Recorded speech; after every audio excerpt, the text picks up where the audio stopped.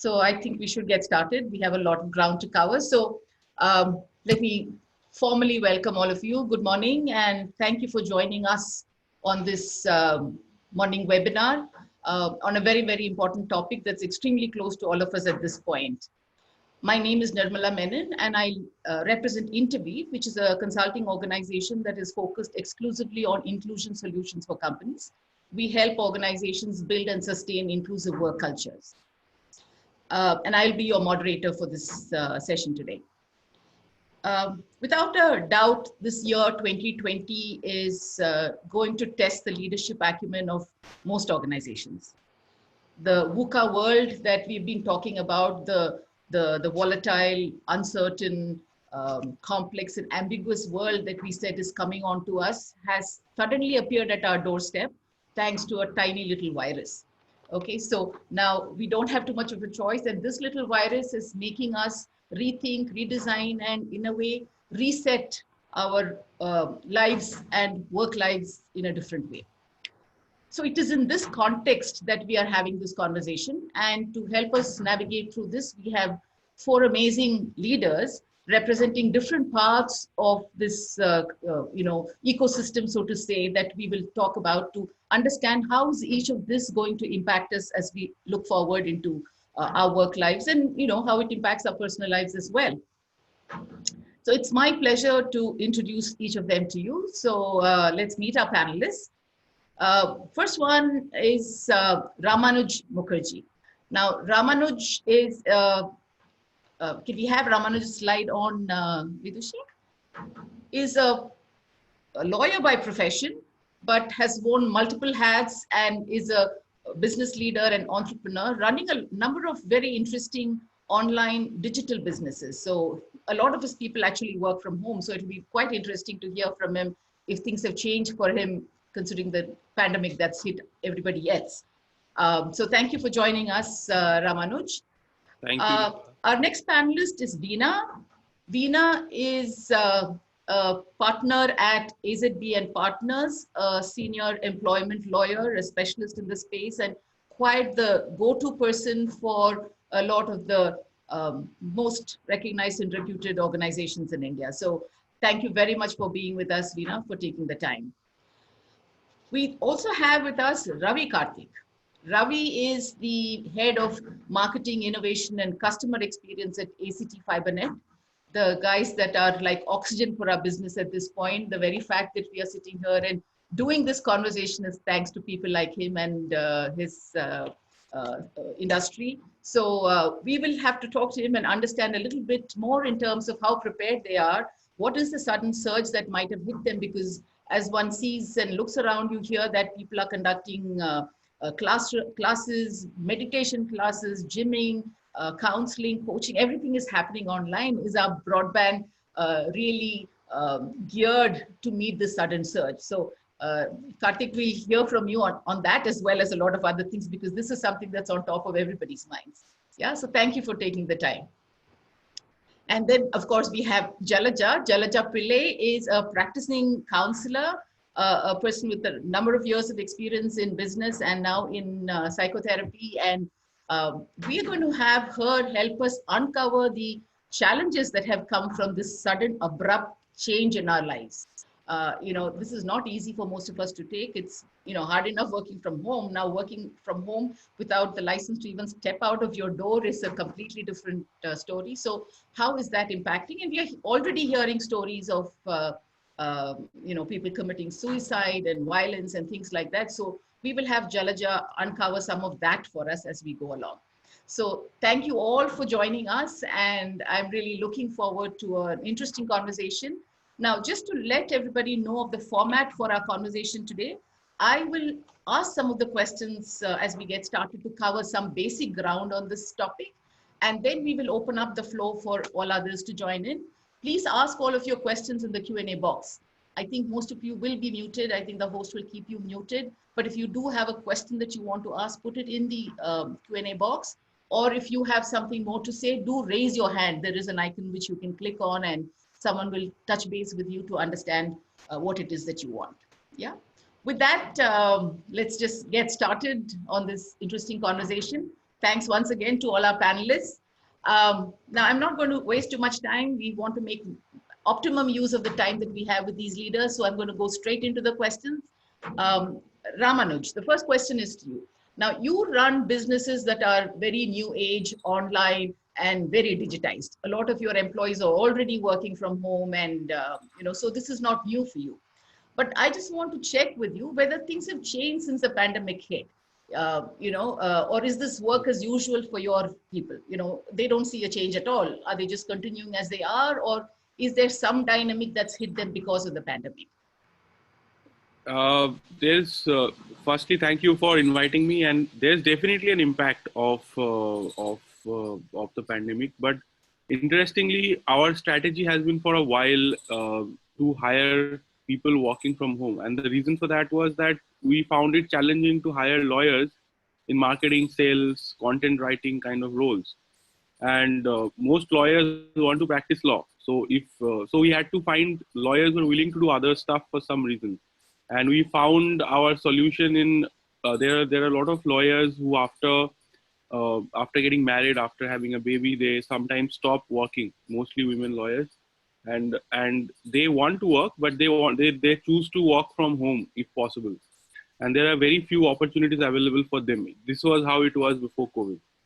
And so we realized for the last couple of years that the solution to our talent problem partially lies in hiring people work from home. Mhm. And it was a big challenge for us initially. Like in the organization, people not everybody would be comfortable working from like within our organization. Sometimes leaders would say that I can't run this department with work from home people, and then we had to adjust our mindsets to that, and we had to figure out how to actually work from home, what software is needed, what management is needed, what kind of performance evaluation structures are needed. So everything got structured around that. And luckily, so what happened when this happened, that we were kind of prepared with all the technology, all the SOPs, standard operating procedures for working from home.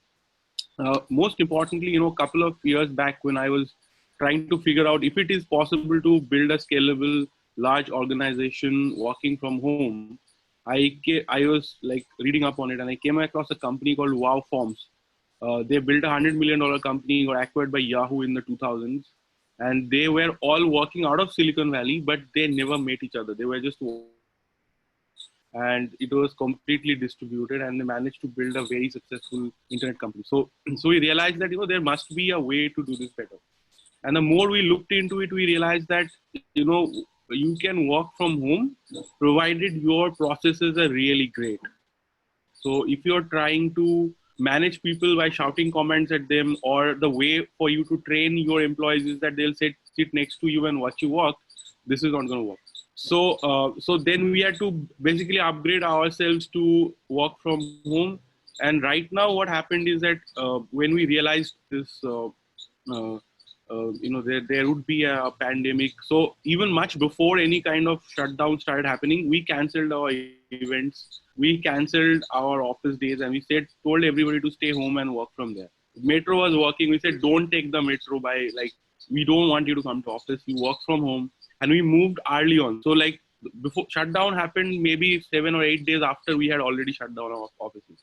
And so that kind of gave us a time to prepare. And also we have a co-living facility in Delhi. Many of my colleagues right now, we have like 14 people living in this co-living together. And now it has become our work from home, means it has become like an office. In fact, I'm sitting in the garden of that house. And and that has been great. Like we have been able to collaborate, but that's because we actually foresaw the situation. We are able to bring people together and work like this.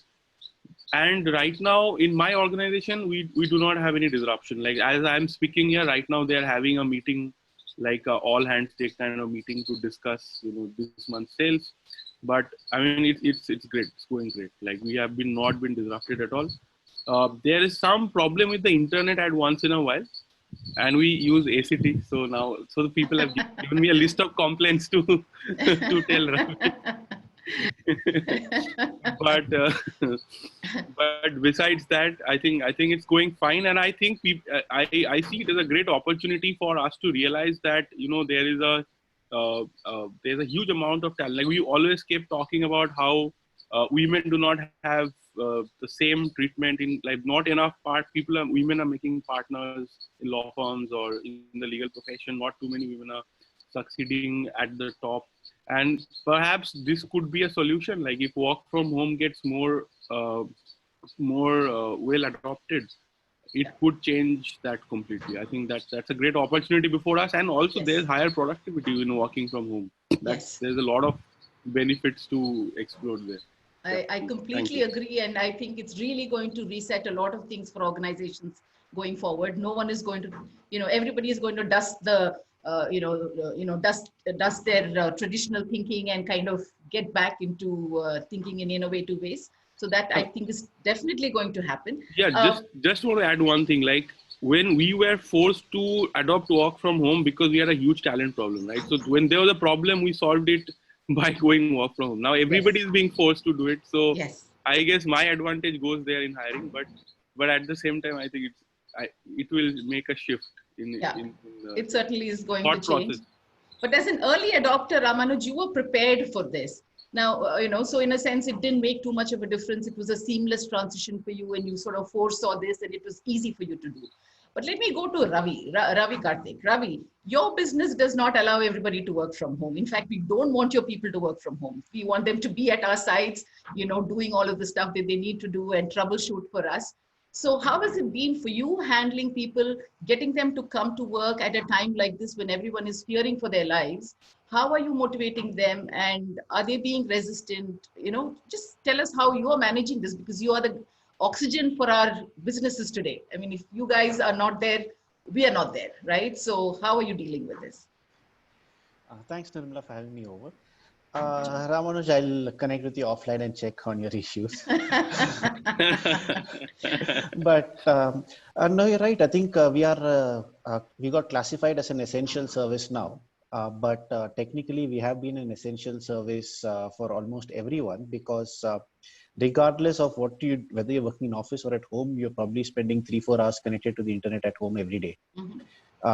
Per person, that is. So hence there is, with being classified as an essential service, I think the challenges we have had has actually helped in a couple of ways. I think the first thing is that people recognize now that this category is something extremely essential for a way of life, beyond just something to have for a streaming or a gaming that you would do, because it's continued for operations. We, as an organization, we do have business continuity practices, and we have built them up over the past couple of years. So in certain situations, whether we faced, say, a Varda in Chennai, or a couple of storms or sandstorms in Delhi, where physically it was not possible to be outside for everyone, we do have certain practices where people could work from home and still run operations.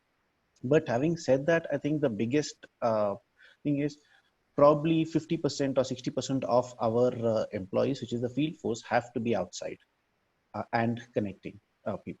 So the way we actually do is, we are actually we have something like a task force at each city level, which is not just connected to the employees, but it's connected to our in-house doctors, the government, the police, and consistently we keep track, and we keep passing on information both upwards and downwards.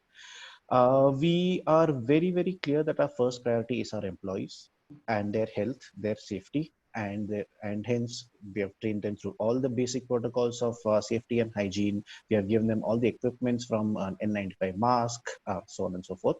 So that's the first step. The second step is, of course, we keep reinforcing the same thing on a daily basis. And we have also told them that, hey, look, if you're in doubt, feel free to say no. Whether it's going to someone's house, going to someone's apartment, you're under no obligation. So that's the starting step first. And from then on, once there is a sense of safety and security, we start working. From a network standpoint, I think there are three major challenges. The first one is to keep our data centers, which is the nerve center of all your internet communications, running. That's hosted in our offices or in secure locations, and that's super sanitized. So that's not an issue per se. And we have continuity practices there. The second is the network that runs from the data centers to various apartments and houses. The good part is we are seeing lesser disruption simply because there are lesser people on the roads, lesser processions, lesser cuts, so on and so forth.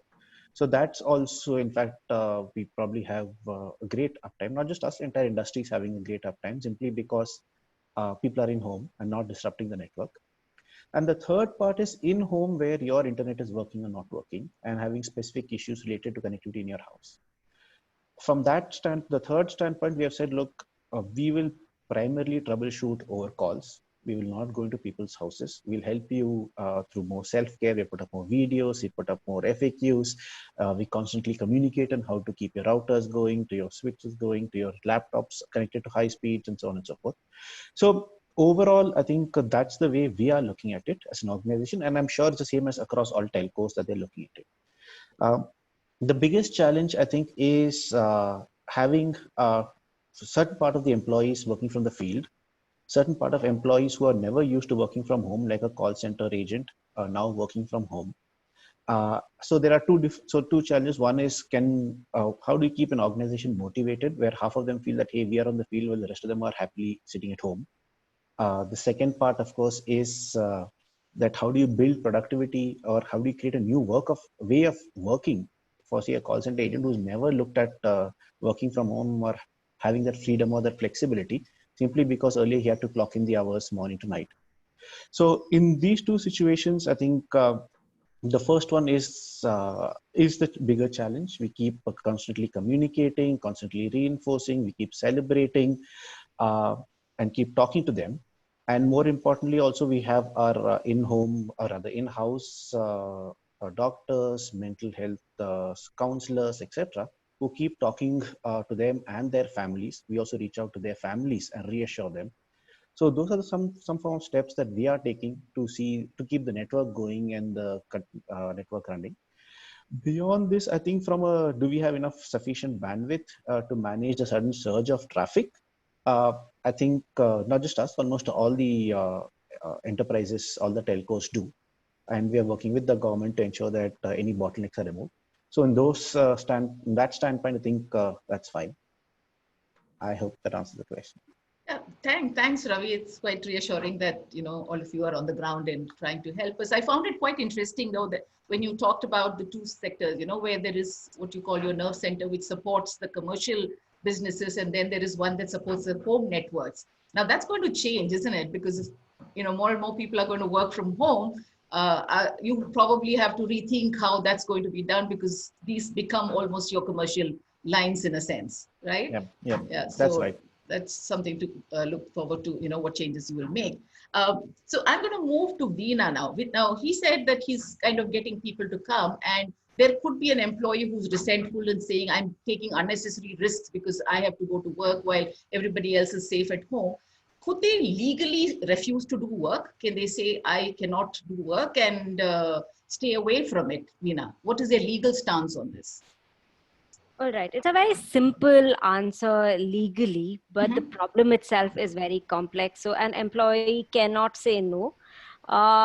To put this in context, there is a nationwide lockdown, and there are certain services that are essential services or production of essential products that have been exempted. So there are certain essential businesses that the government recognizes should keep running so as to keep the economy running and people get their essential goods and services on time. So if my organization is one of those exempted organizations from the lockdown, and I as an employer have taken the necessary steps from a health and safety perspective, the Ministry of Health and Welfare has put forth the guidelines on what needs to be done, your thermal screenings, your sanitization on a periodic sanitization of the workplace. If all of that is being put in place, an employee cannot refuse to go to work. That being said, the fear is very real. When everyone is sitting at home, when everyone is taking care of themselves and their families, there is this fear that employees do have about putting themselves out there, about exposing themselves and their families to the risk, which is when the employer needs to look at all of this from an HR perspective, communicate more effectively. And I think what Ravi's organization is doing is great. Appreciate people, give them credit for the work that they're doing, for being on ground, for taking the steps that they're doing. But legally speaking, this would be like any normal day when a business is functional. And if an employee says no to work, you can either consider it as leave. You can, if it is regular, then it would become an abandonment of service, and you will be able to take action against the employee. Okay. Yeah, thanks for that, Veena. And you were talking primarily about essential services, and that's understandable, and why the law could insist on that. Now, what about a business which is not classified as essential, but let us assume there is a business exigency for which a couple of employees need to come because it's going to impact the future of that company in some way. Maybe a particular project that needs to be done urgently, or I don't know. It could be any exigency. Could they ask their employees to come? And how would that pan out? So the central government and the state governments have been issuing specific and fairly clear notifications on this, categorizing who is an essential service and who is not an essential service. So what is an essential service? Which organization can run, which organization cannot keep their doors open during this period of the lockdown. Therefore, if a company is not an essential service, then unfortunately nothing can be done. It is a lockdown, and it is imperative that the organization respects the government's order on the lockdown. To the extent possible, you can have people work from home, you can connect remotely, you can use platforms such as Zoom, WebEx, etc. To have people connect online and solve the business exigency. But going to work in itself is not something that's permissible. But the list of essential services and operations that can be kept open is quite broad. So if there is something that needs to be kept open to ensure business, to ensure operations can continue, for example, in a manufacturing establishment, it would, if machines are left to rest for more than a couple of days, then it could result in significant damage to the machinery. In which case, there are exemptions that the organization can avail and send few people. You can't have the entire workforce rushing to work. You have to set up a systematic business continuity plan, have say 25% or 10% of the people going, just to ensure that those hyper essential things are taken care of. And that also the government is issuing passes on a case-to-case basis to ensure who can keep their offices and workplaces open and who cannot. And employees are also given these passes so that they're not stopped by the cops on the way. Okay. Yeah. Thanks for that, Veena. Jalaja, now over to you. This question is really in terms of, we've always given technology a bad name, saying you have already distanced people. Now people are not talking to each other, they're WhatsApping or they're sending emails, and, it's already alienating people in a sense. And now with being asked to work from home, where everybody has to necessarily use these gadgets and communicate and live together, and particularly in the current circumstances, what may be some emotional and psychological fallouts of this? I mean, we have seen some reports, and very interesting. I mean, I was reading some articles yesterday, and it talked about how domestic violence is increased in places like China, around the coronavirus. And they kind of compared that to the Ebola in Africa, and so could those be fallouts of something like this? What is happening? What should we anticipate, and what should we prepare ourselves for? We can't hear you, Jalaja. I think you're on mute. You will have to unmute yourself. Sorry about that. Yes, you're right. Divorce rates in China are expected to go up. Thanks to the lockdown. If you'd watched Justin Trudeau's address when he announced the lockdown, there were specific provisions made for people who are facing domestic violence, saying there is a place for them to come to if they cannot stay at home. Yes, so there is a lot of that happening. So to look at a broader perspective, we have come down to the basic 2 levels of Maslow's law of hierarchy. We're not talking belonging. We're not talking, self-actualization, recognition. We have come down to worrying about, will we have basic necessities for the next 2 weeks? We have come down to talking about, are we safe and secure? Right? It is a fight for, very unconsciously, even if people statements around, we will survive this, right? This will pass, which means a very unconscious question that is coming up for a lot of us is, are we going to survive this? Yeah. And the response that we sort of affirmation we give ourselves is that we survive. So we are facing an existential crisis at this point of time. At least psychologically, a lot of people are wondering. Honestly, a lot of people unconsciously, at least even if it's not being aired, are wondering about, will we survive this? Will we be alive and well at the end of it? Will my family be the way it is right now? Will my family members be safe at this point of time? Beyond that, will I have a job at the end of this? Yeah. Am I going to be occupied? Connected to that is financial security. Will I have enough money to stay where I'm staying? Will I have enough money to take care of my families and my needs? Will I have enough money to take care of medical expenses? Right, if something comes up. So all of these are a lot of, and what is interesting is, collectively as a globe, this is the first time we're facing this existential crisis.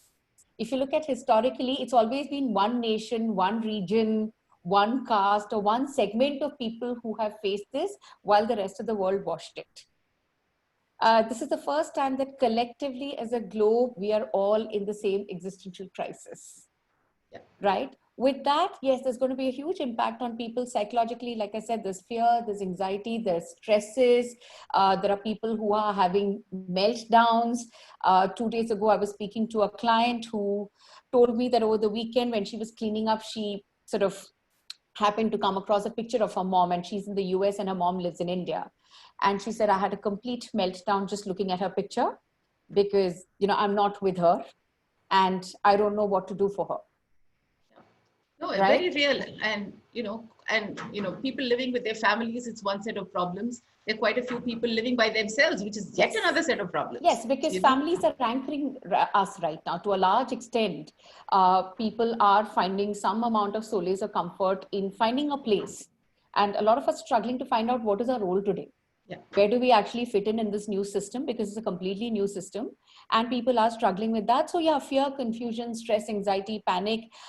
Research shows that more than 10 days of self-isolation can lead to psychological impact and change behaviors. Just 10 days, because human beings are connected beings. We have always survived in groups, teams, families, social structures. We are not used to surviving in isolation.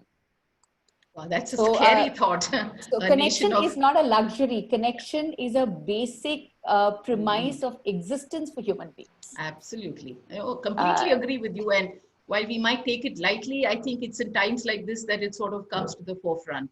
Correct. And so then my next question is to both Ramanuj and Ravi. I will come to both of you on this. In terms of expecting productivity out of a group of people that are now working under stressors that they did not have to deal with earlier, is it that you will have to redefine and set more realistic expectations, or can you expect them to and drive and push productivity like you were doing earlier? Just yesterday I was talking to somebody, a friend, and she was saying, yes, the first couple of days there was a lot of empathy from the organization, but a third day on, they said, okay, show me the results. So performance is also important because companies are also equally struggling to stay afloat. And, a lot of things are involved in this. It's just not anybody wanting to do this intentionally, but companies and employees are struggling. So how are you, sort of redefining productivity, if I may, or are you not? Ramanuj, will you take that first, and then I will come to Ravi? Sure.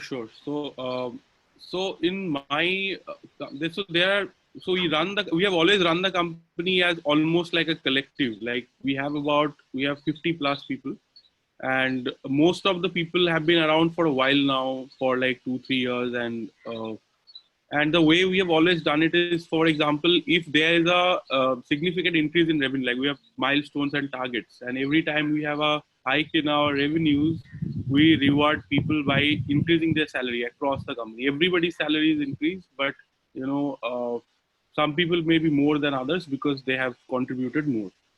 But we all know that the way we run the company is that we share profits with all our employees, and there is no investor, so to speak. There are people who hold, there are shareholders, but at the same time, we have been running the company that way. And so I think that really helped now, because everybody sees this as their company rather than just a job.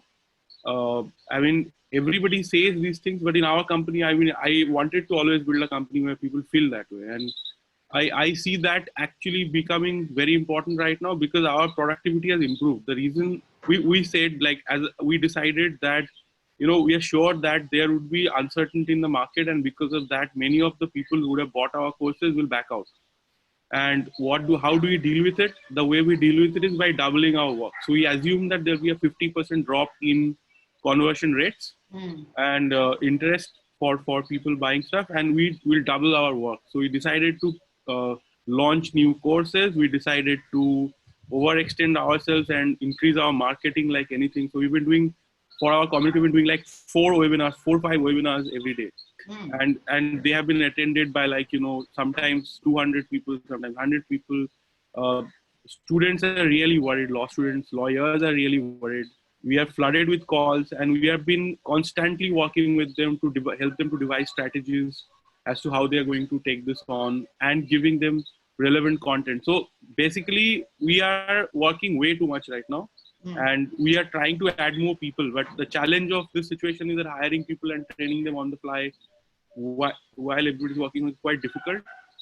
But literally, like, my team has come together to rise to the occasion in a very big way, and it's not temporary. Like, it's just very nice to hear that. I mean, I see this as almost this is a new normal in the company. Very interesting. And Ravi, what is your take on this? One thing I want to add, just sorry for that, but one thing I wanted to add is, we saw after like 4 or 5 days of work from home, we saw like a change in everybody's attitude. Everybody was like more sleepy, and like, people were like kind of in zombie mode. They were just not the same that they used to be.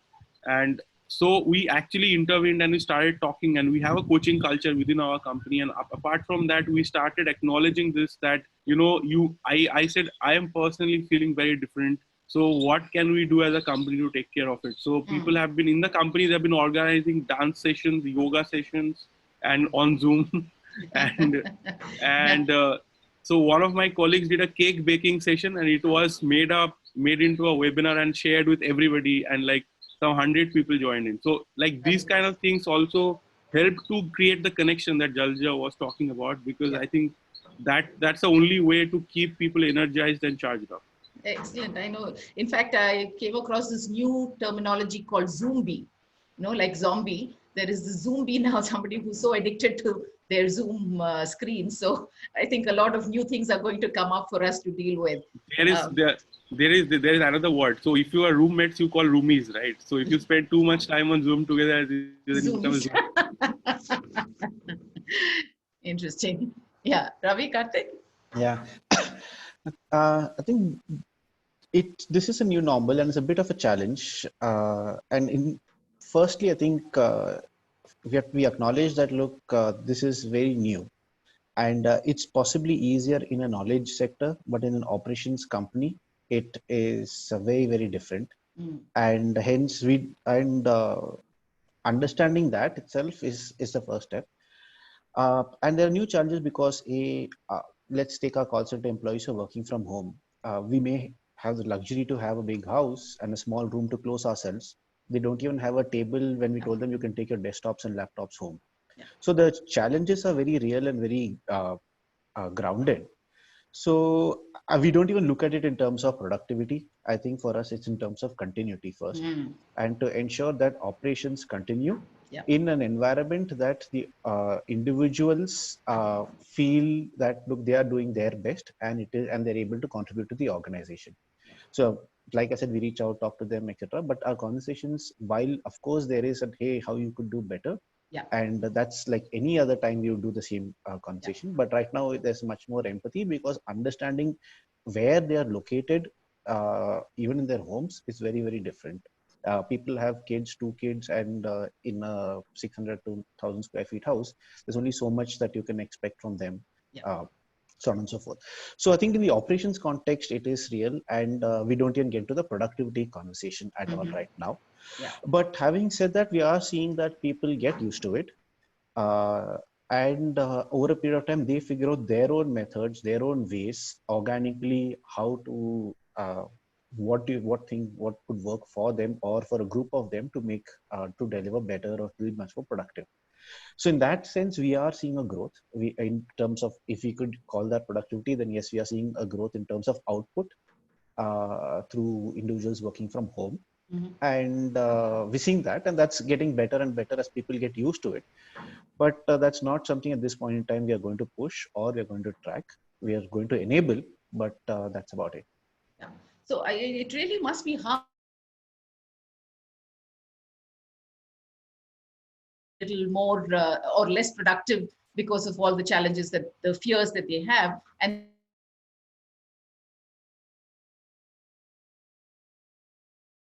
many of them don't have the tools, and it's almost like telling them, here are your fatigues, wear this and go to war.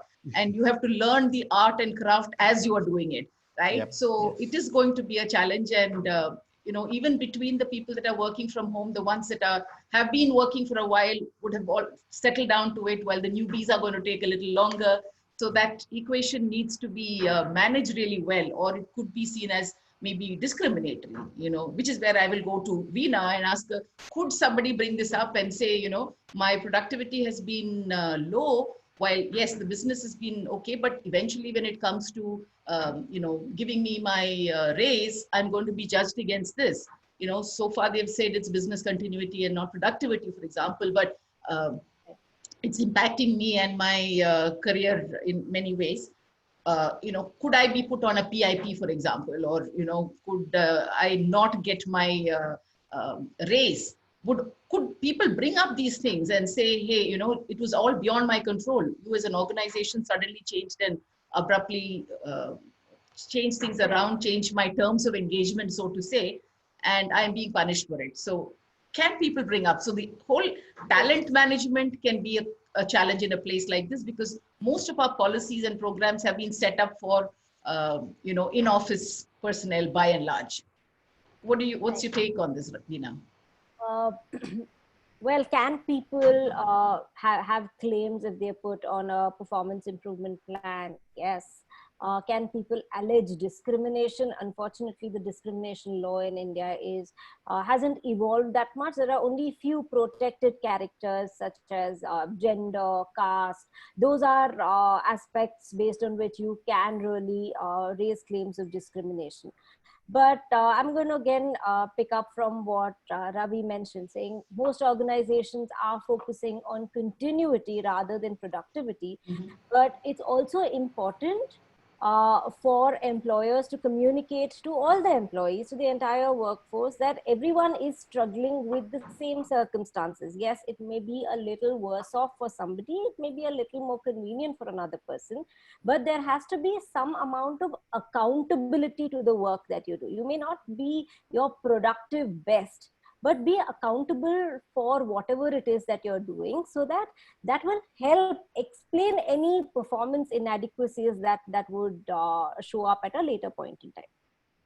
Now, when it comes to work from home situations itself, I think employers today are very, very, especially the ones where who are not used to the work from home cultures. For example, us itself, law firms, a lot of us don't really work from home on a regular basis. There are so many issues, one being confidentiality. It's difficult for me to take calls sitting anywhere in my house. I have my entire family here, and it's not appropriate for me to discuss confidential data of my client in front of everyone. It will probably be very, very uncomfortable for my client to know that there are 6 people listening to me. Mhm. There are those issues. There are issues around space. There are issues around internet, bandwidth, connectivity, children, families. Now, domestic help is not being allowed into a lot of societies. The social distancing there as well. So we're learning new skills like doing our dishes and vacuuming the house. So there's a different kind of real that is emerging here. That, I mean, we are still all very privileged that we can connect on these fancy platforms like Zoom and have social connects on House Party and other platforms.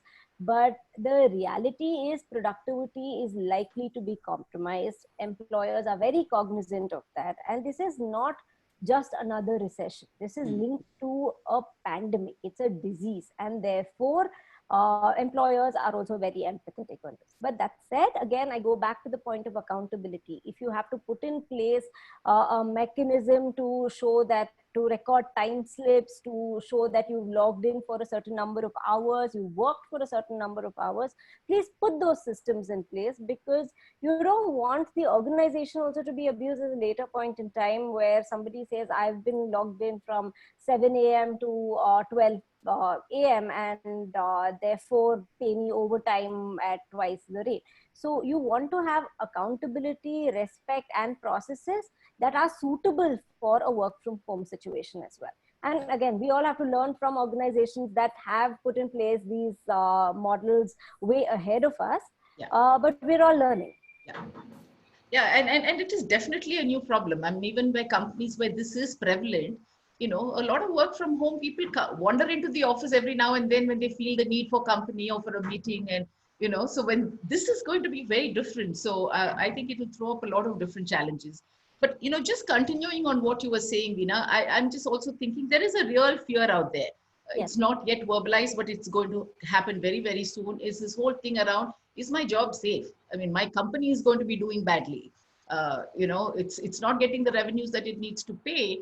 Am I going to lose my job? Can my company cut my salary? You know, can I lose my job overnight? These are all the fears. Now, all of this is possible. Would you know, the law insists that you know, companies cannot do that? In which case, what are they going to do with these organizations that are unable to manage this? Cope up. Yeah, so it's not really again, this is a very complex situation because you have an employer who has a business case to fire a lot of people or to reduce wages. You have employees who the government, being a welfare state, is trying to protect, but the government is not giving any subsidies to employers to be able to manage this load. Therefore, I think currently there are directives and advisories that are floating around that the government, the central government and the state government has issued, requiring employers not to reduce wages during the period of this lockdown. There are advisories where the government has said employers shall not terminate employment during the period of the lockdown, but that's for these 21 days. And that itself is giving a lot of, is frustrating and is stressing out a lot of employers. In Chandigarh, the police took action against an employer, and this is not a white collar situation, but an employer let go of a whole bunch of people and he was arrested because of firing. Now, this does not really solve any problem. So I think a more holistic solution to retaining jobs, to surviving the stress in the economy has to be put in place. And it's definitely not so simple as issuing a direction to say employer shall not terminate employment. That's not going to work, because then you're left with no option but to close down enterprises. And that's not good for the economy either. The constitutionality of a lot of these directives are also being speculated into, saying whether the government, I as an individual have the right to run my business in the way I can, and the way my business can accommodate, and can the government really tell me not to fire or to set wages, to keep my wages on at par with what was being paid, as long as I'm paying above minimum wages. How much interference can the government really have? But that, I guess, is a conversation for another time. Now we're struggling with a lockdown, we're struggling with a pandemic, and I think it's about striking the balance there. If employers need to put employees on a reduced pay, I think employees are also signing up for it. They're taking that pay cut because they also see the situation on ground. And like Jalaja mentioned, this is probably for the first time that the entire world is together in a crisis like this. Otherwise, it's been in patches. A recession hits certain economies more than the others, but here it's every economy, every country is struggling, and therefore there is also a sense of community between employers and employees in terms of ensuring business continuity. And I'm seeing that with a few clients where employees are volunteering to step up and do what they need to, and are cooperating with, say, a pay cut or taking unpaid for remaining unpaid for, say, a quarter. And this is senior employees. The C-suite is saying, don't pay us for the next 3 months because we want to ensure everyone else is getting paid. And these, I think, are brilliant moves.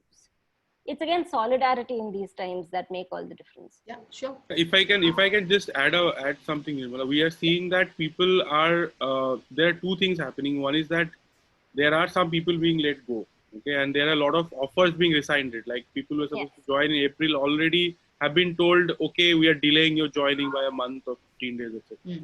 And there are people who have been told to leave. Like we got some people, like we have blogs, so people continuously write comments there and reach out to us. So somebody said that I was on a PIP in a company and I performed and I proved myself, like I achieved my targets, and then they're telling me because of this they're letting me go. Can I take legal action? And so there are a lot of these issues are there, but at the same time there are people. I think employees are very cognizant of the fact that they have to they have to make it work, and everybody has to make it work. And wherever there's opportunity, they want to make it work rather than take down the company with them. Because if the company goes down, it's not like there are other ships to jump to, right? So, so everybody is pretty much in this together, and like there is an effort to make it work as far as possible. Yeah, I was on the television yesterday. I heard WHO say that about 11 million people will be driven into poverty as an impact of this. So it's going to be a very crazy situation for us to deal with something like that. So it is a scary situation, and it is certainly a scary situation. And again, in terms of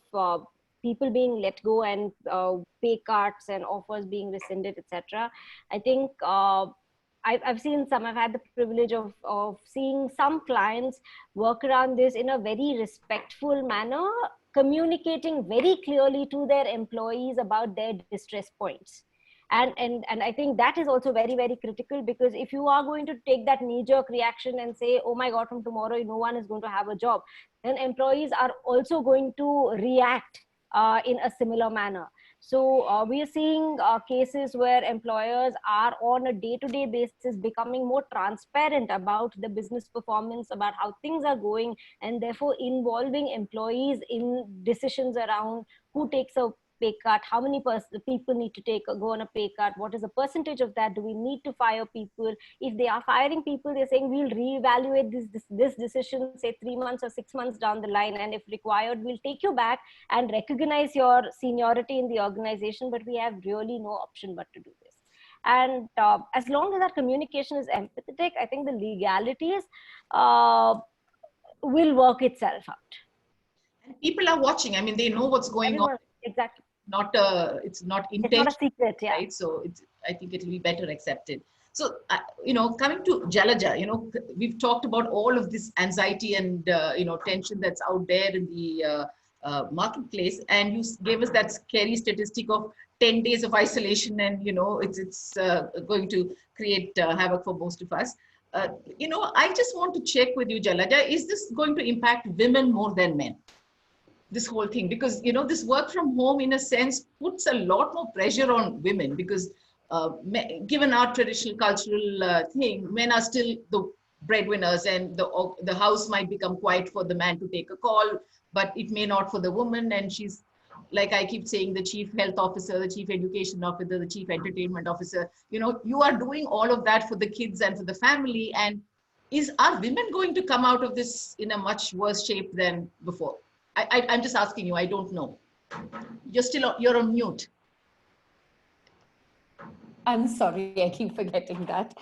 Okay, it's going to have an impact on both genders. One, because primarily women have historically, not to say all women, but wherever there's been a work from home option, it has been more women opting for that than men opting for that, right? So for women, the work from home becomes sort of more easier to transition to than probably a man, because coming from also the patriarchal culture, all of that, a man is used to a certain level of visibility, certain level of connection.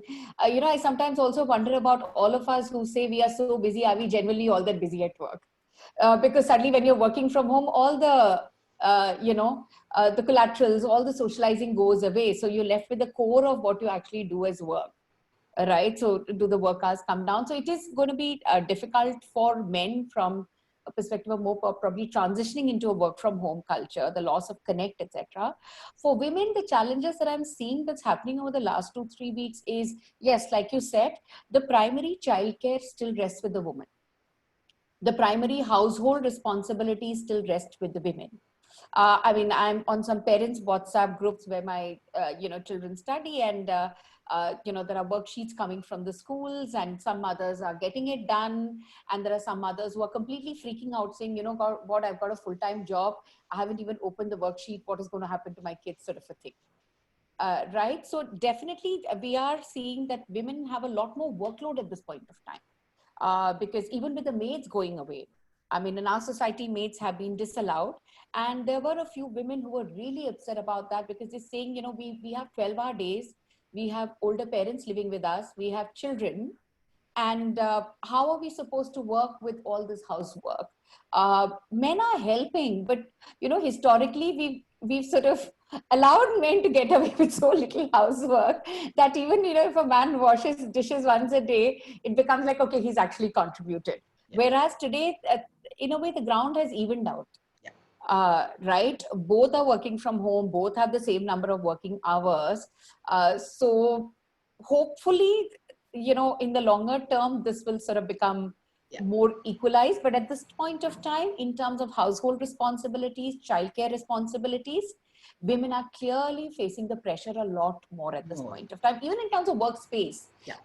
For few couples, first of all, psychologically, though we love our partners, we don't want to be spending 24/7 hours with them. That's the reality, because, a lot of stuff comes up at that. So you're better off spending 12 hours out of the house and then meeting in the evening and, socializing a bit with each other. But even in terms of prioritization of, who will take up that one room which is available to be used as a, office room.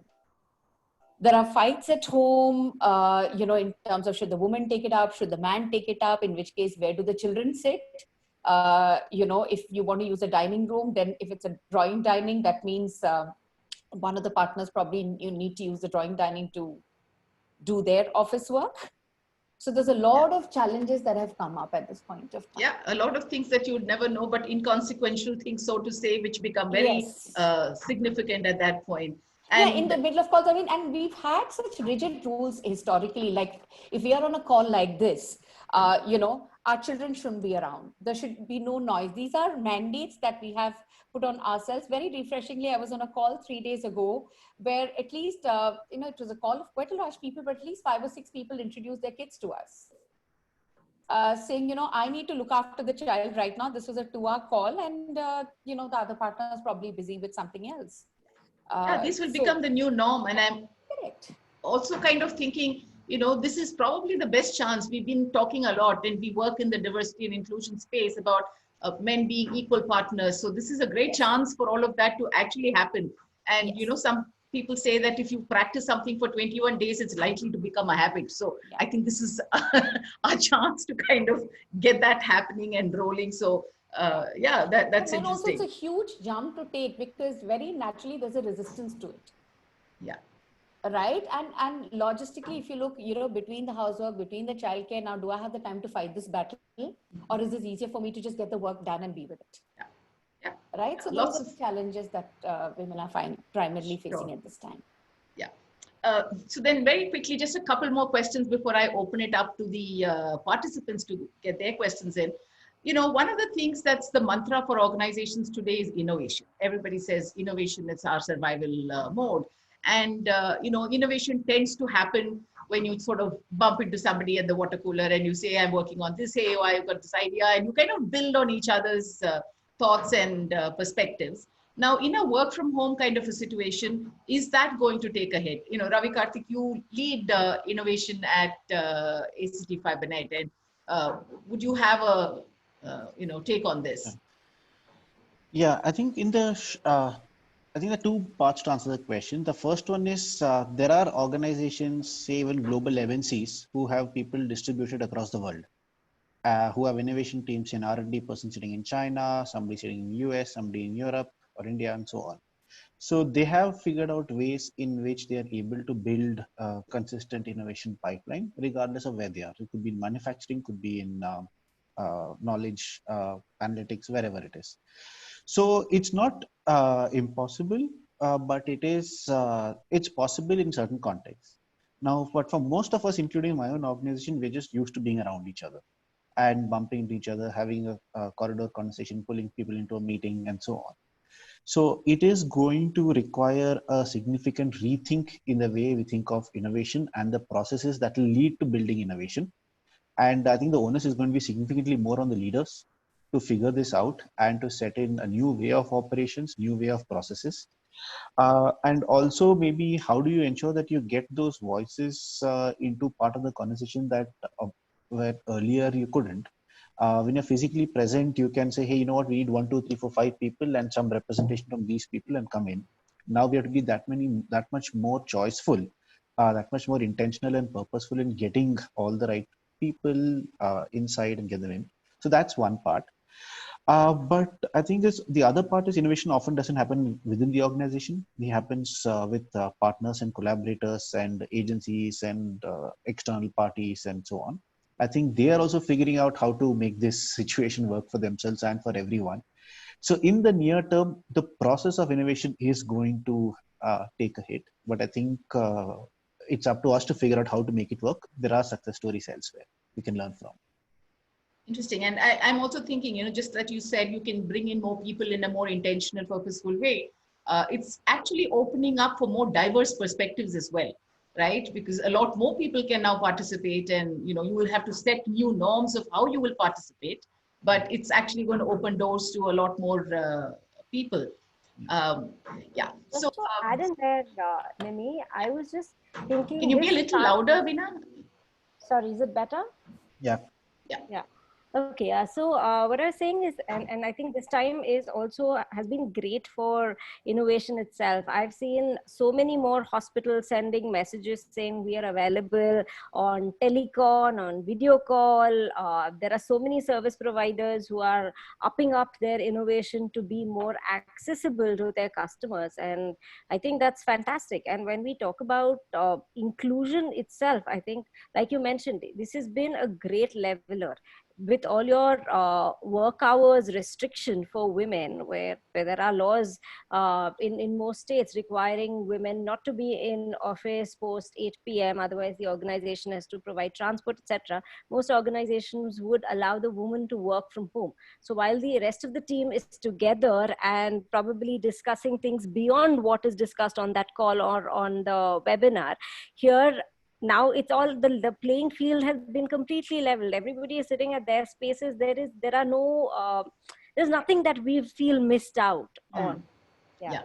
No, it's certainly leveling the playing field. And you made that interesting point that now we've already started seeing hospitals and others writing in and saying we can do the physiotherapy like this and gym like this, etc. So necessity is the mother of invention, they say. So you're pushed to a corner. You innovate. I mean, you really don't sit there saying, I can't do anything about it. So I think it's just human nature to move into that. So, and people stretch, and people, just to add, I recently, just last week, heard of an organization that did a virtual team building exercise with 250 people virtually. And they clearly said that it is something that we had deemed as impossible to be done virtually. Okay. So very naturally, human beings will stretch, will survive, and and it is at times like this that innovation will be the most. Because unlike what we believe that when there is space and opportunities is when we innovate, we will actually innovate the most in times of stress when we have no other options left. That's the time. So. Terrible way to innovate, but just to add something, a lot of this is purely about mindset. Like, sometimes we have our comfort zones. And at a time, we don't want to get out so many of our comfort zones. Maybe you're getting out of comfort zone in one particular way, but then you don't want all your comfort zone to disappear at once. There are like situations like this, maybe a war, like it has been historically known, whenever there's a war, there has been a lot of innovations and a lot of technology came up, a lot of new business models came up. And this, I think we are in that situation that we are forced out of our comfort zone in so many fronts at once, that number one, our usual assumptions have gone away. So we are forced to think afresh. So there will be like an explosion of innovation, in my opinion. Like, interesting. It's really good to see. And I believe that as well. I'm sure we're going to see a lot more of that. Even we are seeing in our company, there are extreme resistance to doing sales on work from home. Even I don't know. I can't wrap my head around the fact that how can we hire salespeople, onboard them, and make them effective remotely. And everything else has been done. That's like the last frontier for us, and we haven't been able to do it in 2 years. Now we have to, like, we are figuring this out. We are hiring consultants who are telling us how to do it, and like we are trying to crack this, and how can we still hire, and how can we basically we have to have a much better process to onboard people, a much better SOP, much better training program. We don't know what it looks like, but that's also innovation in a way for us. Yeah. Just stay on that, Ramanujan. You're saying something, Veena? Yeah, sorry. So I was just saying one last thing, that now that we've all understood the benefits of working from home, that it possibly works really well for us and the business, we also need to explore, once this lockdown ends eventually, how do we get back to work? What about situations where people only want to work from home because it's worked out really well for them? Do organizations, are they going to be faced with a situation where they want people to come back to the workplace? Those are things that we will need to think about at some point in time. Yeah. In my organization, some people are demanding that we give up the office. Why are we paying for it? Yeah, makes sense. That's actually reality. One of the key challenges real estate is going to face, what I've heard, is that the demand for commercial space may come down. Yeah. So, organizations may cut down on the space that they have and give a lot more work from home now. So a very interesting situation in my Calcutta office. People used to travel from from very distant places, like techies used to travel and work. And for various reasons, our technology team would resist to hire people outside Calcutta. I mean, there are 7, 8 of them, and they all operate from Calcutta from one office. Now everybody's working from home, and now everybody they're like, if we can do so well working from home, why do we need to go to that office? And it's like, it will be a major, like, I don't know how, because everybody's going to refuse to come to office, at least there. Yeah. So, Ramanuj, I just have a question for you. I think his screen is frozen. Sure. Ramanuj, can you hear? Sure. You can hear. Okay. So just a quickly, because you have a lot of people that work digitally. I mean, almost all of that is done online. See, there is this thing about the confidentiality that we touched upon, very briefly earlier, and also the fact that if everything that I'm doing is digital, then there is a nice digital trail of everything as well, right? So you can go back and trace everything that I've said or done, and which then kind of compromises my privacy to some extent as well. So what is that fine balance that organizations and tech providers and the legal guys and everybody need to come together on something like this? So to what extent is this, the privacy versus the monitoring that we can do through digital tracing? You're on mute. Yeah. So the way I see is that we anyway had to figure out the privacy part of it, because we are going to have our own privacy laws. A lot of people are complying to GDPR. They're working with Europe.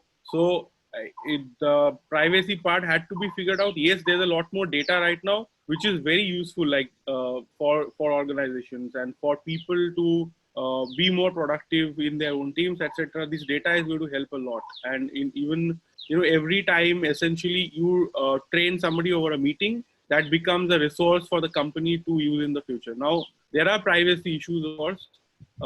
What if this data got leaked? What if this data was misused by somebody else? Those risks remain. And I think that's something that maybe this will push us a little to move faster on the privacy front as to understanding how can we protect our clients' data. Because in India, we don't have, if you're only an India-focused company right now, you haven't worked on it, and you'll have to start working on it. I mean, that's something that even we are working on a course to, we are figuring it out ourselves and creating courses, because there's a great demand for such knowledge and for such kind of processes. Right now, there are consultants who help you to do it, but it's not widely available knowledge, or people have just started asking the question about privacy, and it remains to be seen what happens when we have our Indian law implemented. Yeah. Ravi, have you received any challenges around this? You have to reassure your customers that you're keeping data privacy and all of that, because you guys transmit a lot of that. Yeah, I think first is the fact that they're having call on Zoom, and if you see the media reports on Zoom itself is not as secure and can read into your laptop. So yeah, and in fact, governments are operating on Zoom. So it's a bit of, I don't know where the privacy starts if the government itself is on Zoom and they can be hacked. From our standpoint, I think whatever data that gets transmitted, that we have no access to and we don't see it. It's already protected under various laws that already exist. But I think there are 2 or 3 parts. One is, I think Veena mentioned in terms of taking calls and client confidentiality. Second is now people who are taking, say, a call center calls from home have access to client data, which is not necessarily on a secure network, which I can easily implement inside my office. And hence, how do I ensure that those kind of confidentiality and security protocols are implemented? So there are 2 parts. One is the technology aspects of it. Implementing VPN and a bunch of other security protocols can take care of most of it. But I think the human element always comes in. And the human element is something that we as individuals or as employees are not used to and taking care of it in a way of working.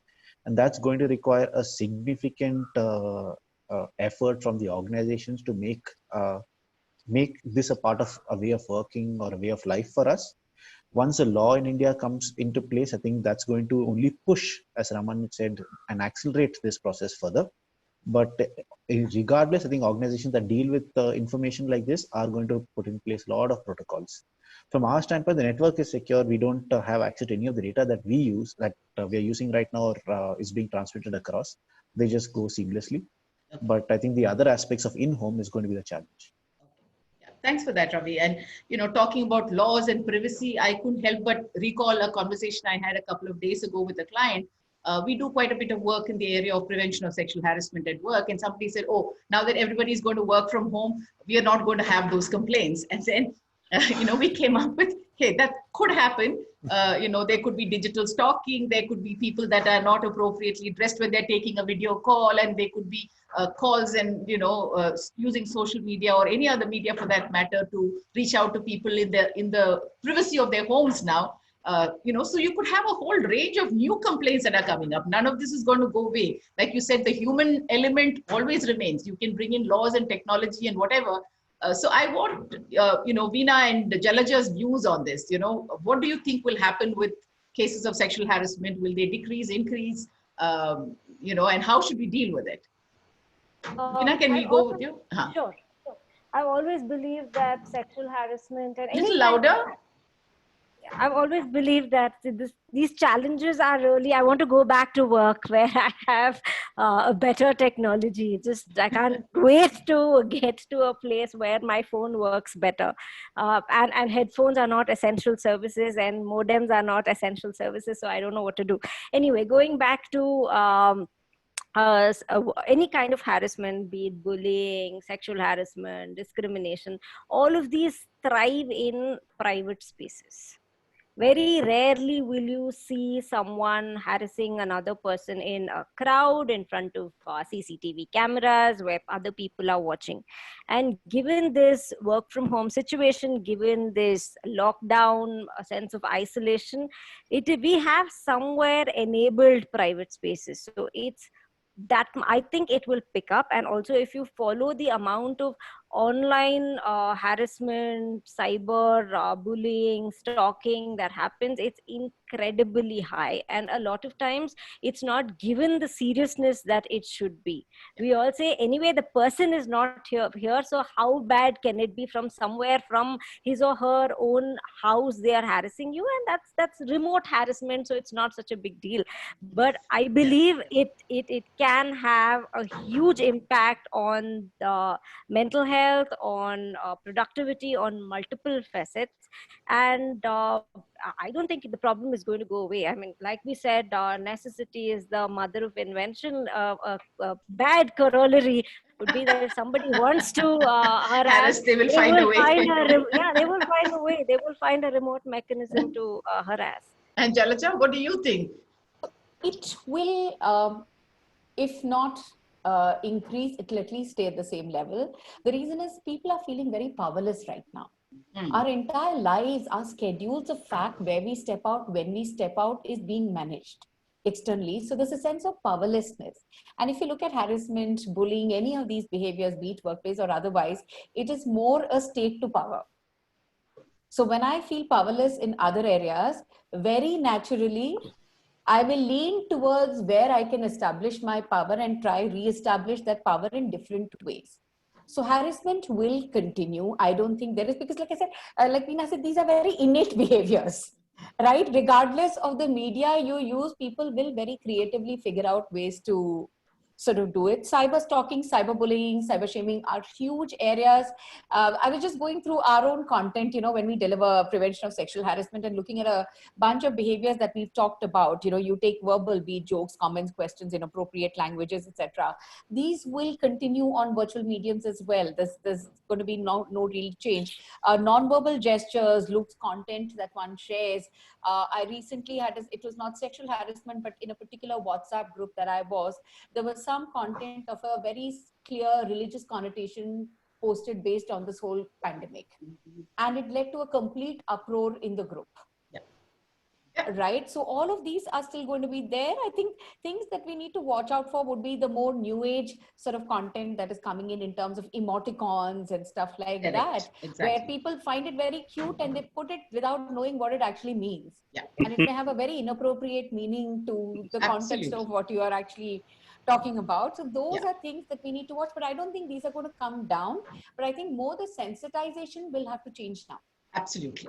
So I think, like everything else will change, I think some of these things will also change for us, and, how we educate organizations on this. Just to also point out that remote work is not going to be 100%, of course. Like, that's not going to happen. Like, people will come back in workspace, and they'll have a lot of services cannot be done remote. Not everything can be done remote.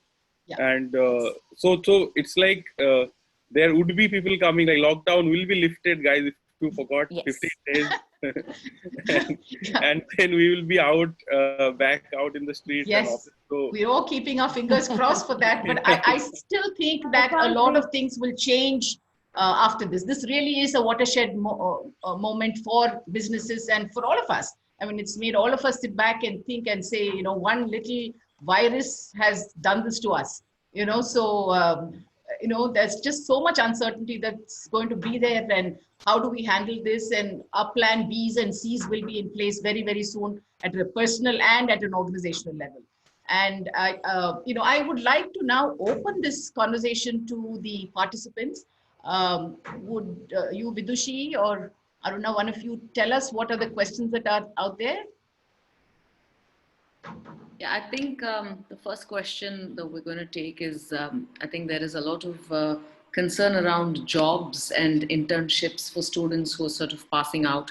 So how could and how will organizations deal with students seeking employment or internships, and how does the panel see this?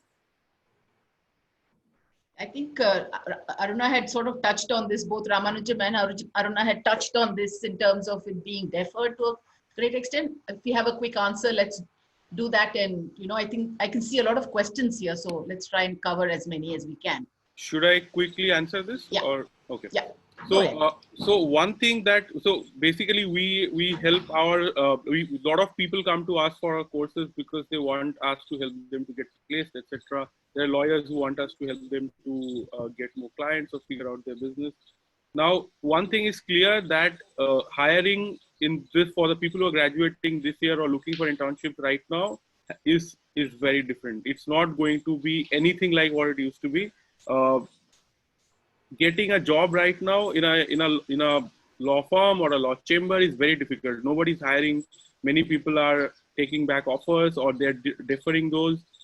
Internships have been cancelled and people have been told that no more write some papers from home or something like that. But these are not real internships that are happening right now. People are not getting to really get the internship experience the way they used to. Now, so I think it's time for us to be creative. Like, so what we are doing with our students also, it's very high time to be creative. So for example, if you're a law student, you need to use this time smartly to make your profile better. For example, you can write articles, you can blog, you can, maybe start your YouTube channel.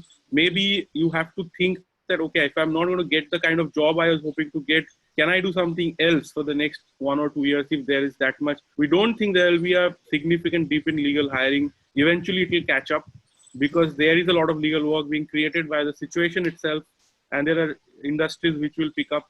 But at the same time, there would be a hiring mismatch, like the demand supply would be fluctuating for a while. So it's a great idea right now to, kind of, maybe you can start building relationships with people. You focus on those things, that some things that people often don't do.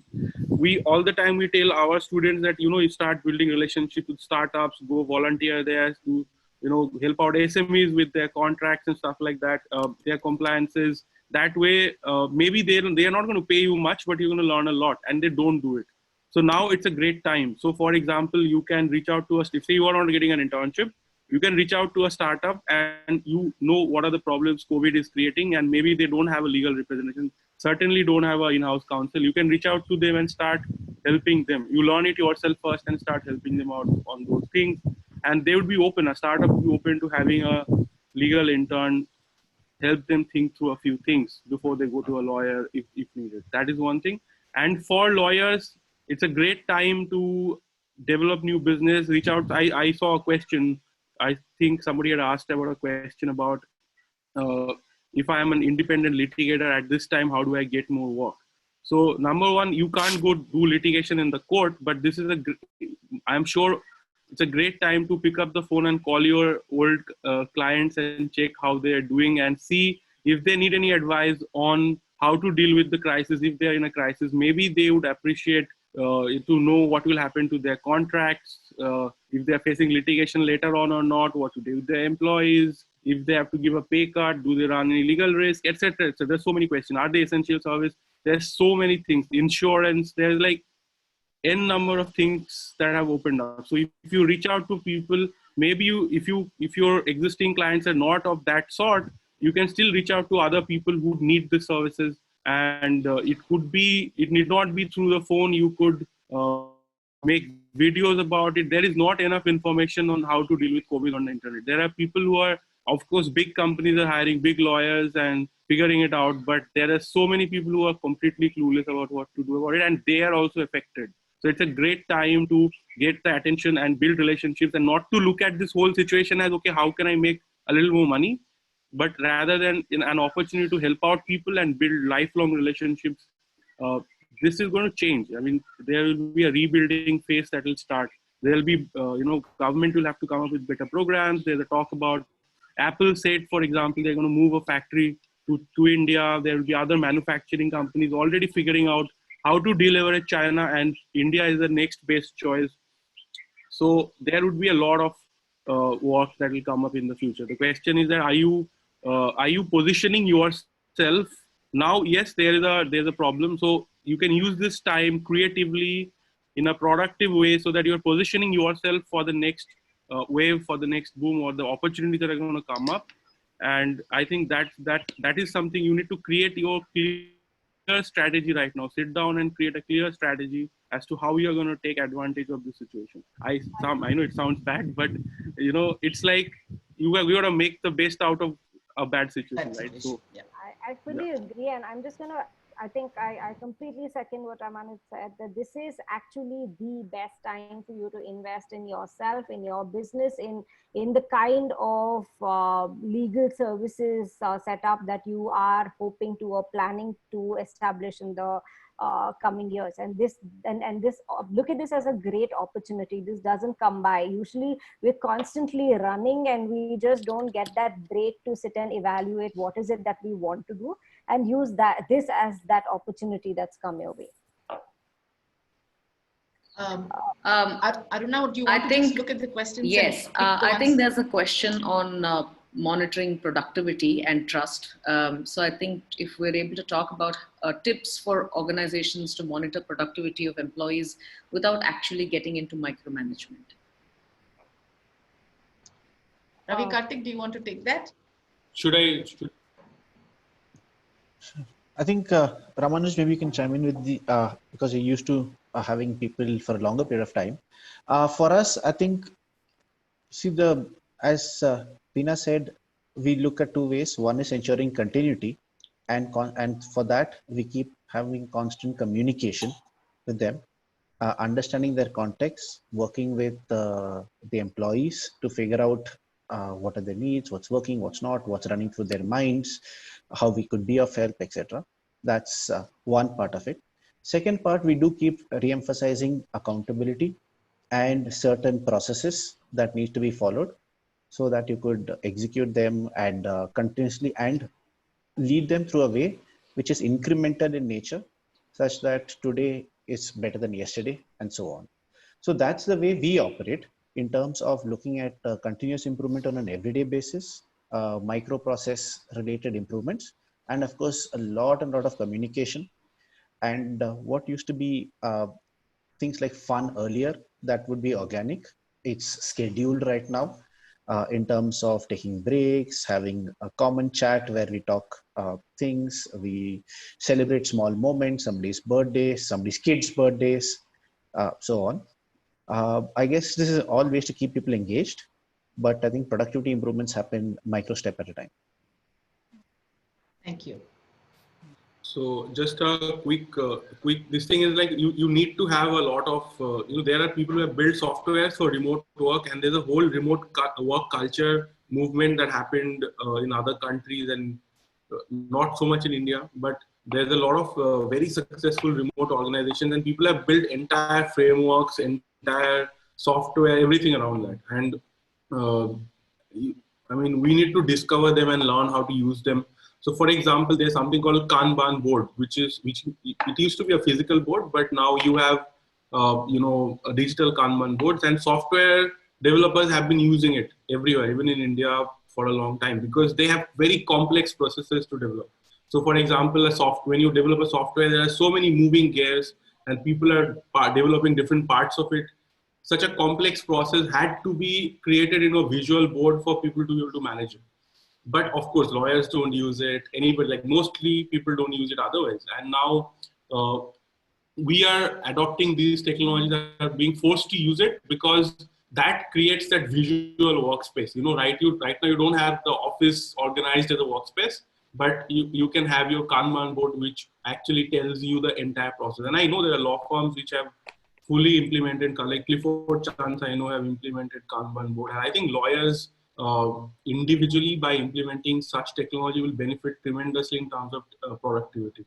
And not law firms, like anybody, like, lawyers, any kind of consultants, any kind of businesses for that matter, even physical businesses can tremendously benefit. And remote working technologies and processes are so well developed because they had to be that way for that to work, that even a physical organization adopts it, they're going to love it, and they're not going to go back to the older way of doing things. So that's the thing. The bad side of it is that there are companies and there are softwares where you can literally take a screenshot of the person every 10 seconds or 1 minute or 10 minutes. Okay. And you can like record everything, what they're doing throughout the day on their phone. You can track how much time they're spending on Facebook on their phone. And there are organizations which are putting out these softwares also. And that's going to be one challenge, and I think more and more of this will come. Like employee surveillance will be a big issue, and there's no law against it. There's no reason why they can't do it. And I think that will be, I mean, it depends on the kind of culture you want to build. If I will never want to build a culture like that in my company where everybody is being under surveillance 24/7. But yeah, I mean, that's the other side of productivity tracking, which is, I mean, I'd say it's a threat to people's sanity. And I believe it's a two-way street. You have to encourage accountability in employees, and if that doesn't come through, and if your employer loses trust in the employees, then this kind of surveillance is bound to increase. So that's where communication between the employers and the employees is super critical. You need to have employees own, and be it lawyers, be it in law firms, be it anyone else, you really need to own your space or own your work in the organization. Otherwise, I mean, yes, we do time slips, we do say how many hours we logged in, how many hours we logged out, but the ownership for the product, for the ultimate work product, is super critical. And also the other thing that I've noticed is in this whole work from home scene is quite new to a lot of us. And yes, we're all talking about productivity but there's also a sense of hyper productivity, I think, where people are waking up and at 6:30 in the morning, the first thing that they do is they sit to work. And because there is no commute to work, there is nothing else to do. You probably have a system in place that you don't really need to take a break from this, and you love your work. I mean, we all of us do. But then there is this continuous work that is happening till, say, 11 at night, and that is also going to take a toll on people. It's probably not impacting anyone yet, but if you're doing that for yourself, great. But organizations need to ensure that this is not an expectation that they are setting, saying you don't have to travel 1.5 hours to work because there is no Bangalore traffic problem anymore. That doesn't mean those 1.5 hours are mandated working hours for an individual. So we need to set that balance in a very holistic and respectful manner, both with respect to the employer and the employee. Thank you. I think there's another question that we'll take now. This is from GIM. Thank you. Talks about what can leadership do to build emotional resilience in employees at this point in time. One, I mean, of course, we've talked about coaching and counseling. What else can people do? And if there are, what could be digital initiatives that one could also roll out for employee well-being? Who wants to take that question? Anything anybody's doing? Jalaja, Ramanujan? I'm happy to take. Yeah, okay, Jalaja, I think is speaking. Please go on. Yeah, so I'd more give a perspective on the emotional resilience that was talked about. I think connections are key at this point of time. And when I talk about connections, not just from a perspective of work-related connections, but really stretching beyond the work-related connections to build relationships that hold a metal. So it is very, very important, especially as leaders, to be able to, some of the things that leaders probably need to focus on is very clearly and consciously recognizing remote team members for their achievements, for their life events, whatever it may be, but that kind of recognition and touch points is required. The way we conduct meetings has to change. A lot of it is being done virtually. So people who are not speaking up, reaching out to them and asking if they can contribute something, putting an extra effort to encourage people to sort of contribute, because it, wherever possible, substitute a text message with a phone call. Wherever possible, substitute an audio call with a video call, because connections are very, very key and critical. As a leader, I would say you must have at least three calls with your stakeholders every week, and these calls should not be about work. They should be about just checking in with people in terms of how they are doing. Is there anything that they require? Is there a challenge that they're facing that you as a leader or as a manager can sort of sort it out for them? Respect and empathy at this sort of time. A lot of people are in a crisis mode right now. Very unconsciously, we are in a crisis mode right now. So to sort of be able to respect people, give them a little bit of space. Most of us have been mandated to work from home. We don't have the skills and the logistics to do that. We don't have the room. We don't have a study table. We haven't drawn boundaries with our family members to say that when I'm at work, you can't come knocking on my door and tell me that the television is not working. Right? You can't switch on the TV when I'm on a video call because the bandwidth may be impacted. We haven't drawn those boundaries. Work from home also requires a different set of skills, and probably leaders need to start training their team members on that. It requires an immensely high level of discipline, organizing, a very self-driven sort of an approach to be able to work from home, because you're not in front of everyone. Nobody is watching you.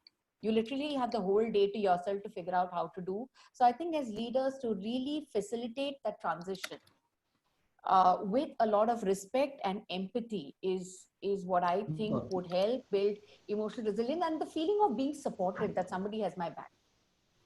I think a lot it's almost 12:30. Yeah. So yes. Sorry. It's almost 12:30, and I was thinking, can we take one quick question, Aruna? Is there one that has not been covered so far? I think we have covered most of the questions right now, Nimi. I think there are lots of other questions which I think the panelists could also take on independently. Just one question that I'm seeing here, and Veena, very quickly, somebody seems to have asked a question about whether work homes will become extended workplaces. Is that a possibility? Absolutely. If it is about, because we're working from home, if there is harassment from a workplace perspective, as in with respect to a colleague, with respect to a customer, with respect to a work-related aspect, yes, certainly it would become a workplace for the purpose of the Prevention of Sexual Harassment Act. However, if it is about, say, domestic violence or an internal conflict at home, then that wouldn't be. Aruna, so draw boundaries within that house itself as to what is workplace in the house and what is not. Yeah, which could be very difficult with two people working, and if you have a son or daughter who's working, then becomes even more challenging. So these are not easy times. Nirmal, I see a question from Navya D'Souza in the open questions. Could Ramanuj please share some basic operation procedures that need to be in place to promote a work from home culture in organizations?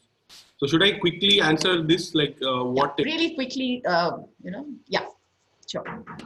All right. So you need so very basic things you require. One, you definitely need kind of a software to video calls and all of that. That would be critical, and you have to figure out, depending on how many employees you have. There are companies which have sometimes thousands of employees, so you have to figure that out. If you have lesser, it's easier. If you don't want to use Zoom, there are like some free options also sometimes that might work out for you. You definitely need a project management software where you can plan the work ahead and how the collaboration between people will happen. So for example, task X cannot be done till task Y is done. So now, the timing and all of that can be actually planned out on a project management task board, and that collaboration can be mapped out. And, then if there's a certain delay, exactly where things are stuck and all of that. I think those kind of project management tools will be very necessary. Most of you will have to also work on some kind of a CRM, because you need a software to manage your relationship with the clients, or, you may not have the benefit of an office where you manage your files in a certain way, or you keep your books in a certain way. So you have to make all of that available online for access, and that would require some kind of, a CMS, a content management service. So what I would do is that, I can maybe in the chat quickly share a link of some of the things which will help you to get started. But basically, depending on your business, you definitely need an employee communication software. That could be something like Slack also, where you can, delegate things. Google Suite is pretty good because you can assign tasks within that. Many of you may not have actually yet explored that, but Google Documents has a really advanced task assignment feature. Apart from that, Microsoft Teams, I don't use Microsoft myself, but Microsoft, all the 360-degree program has something for Microsoft Teams, which turns out to be like people are saying really good things about it. And how to implement on-ground meetings trainings that can be done when participants don't have access to online tools. I think some of these questions, maybe we can, send out answers a little. Yeah, if people have the phone, at least smartphone, because we train a lot of people through their smartphones. So that might be an option. Or you can just, make YouTube videos and share with them, which they can see and then ask questions separately in a WhatsApp group. But it's possible to do Zoom calls on phone. So if they have a smartphone and internet connectivity, then it should work. But without internet connectivity, it would be definitely very hard to work remotely. I mean, I can't. So Ravi Karthik, you have your job assigned in terms of everybody looking to you and your industry for this support. And I think that's going to see a lot of demand in terms of higher bandwidth, clarity, etc. And I think and new connections also. People buying broadband connection, because broadband penetration is not that high in India. A lot of people don't have broadband, even if they have mobile internet. So it really is going to boom in terms of work. Yeah, we had to, before we shut down our office, we had to actually get broadband connection for many of our colleagues at their home because they didn't have it. Yeah. Okay, so I think we've had some very good discussion on some, typical real issues that we are facing in this current pandemic. There's a lot more, and some of it is going to reveal itself as we go along. So I think this is not a conversation that has addressed everything, but we've sort of made a beginning, helped to trigger thoughts around how things could change. And, like we said, the future of work is on us. But I would also believe in a sense that, work ethics and all of that will remain the same. That human element of what makes a good employee will continue to remain, whether it's remote or in the office. And what makes a good leader will also remain the same. The medium and the channels that we use to engage with people would probably change with the technology and all of that. But I think all of that will still remain as old-fashioned as it has always been. So I think this has been a great discussion. Thanks everyone for bringing all those perspectives. I think we have some idea of what to expect as we move forward. Thank you very much for your participation and your time, both the participants and the panelists. Look forward to seeing all of you another time. Thank you. Thanks for interviewing. Thank you. Bye-bye. Bye. Have a good rest of the day. Bye-bye. Bye.